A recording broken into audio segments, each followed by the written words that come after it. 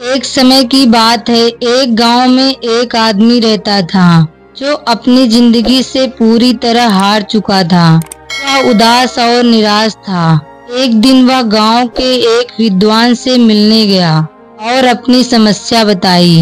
उसने कहा, मेरी जिंदगी में अब कुछ नहीं बचा है, मैं हार चुका हूँ। विद्वान ने उस आदमी को देखा और मुस्कुराते हुए कहा, चलो मैं तुम्हें एक कहानी सुनाता हूँ, ध्यान से सुनना।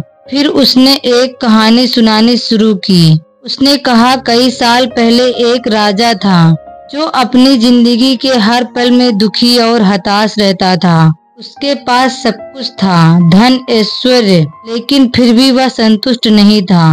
एक दिन एक संत ने उसे एक छोटा सा कागज दिया और कहा, इसे तब खोलना जब तुम अपनी जिंदगी में सबसे ज्यादा दुखी हो। राजा ने वह कागज अपने पास रख लिया। कुछ समय बाद राजा पर बहुत बड़ी मुसीबतें आईं।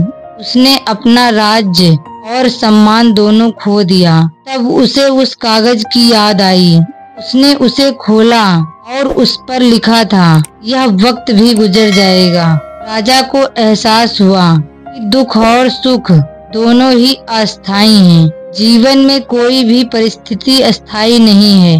यह सोचकर राजा की उदासी दूर हो गई और वह फिर से अपने जीवन में आगे बढ़ने लगा। विद्वान ने उस आदमी से कहा, इसीलिए यह याद रखो, कठिन समय भी गुजर जाएगा।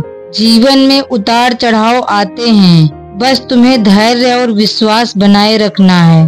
उस आदमी को समझ आ गया कि समस्याएं अस्थायी नहीं हैं। वह मुस्कुराया और विद्वान को धन्यवाद किया।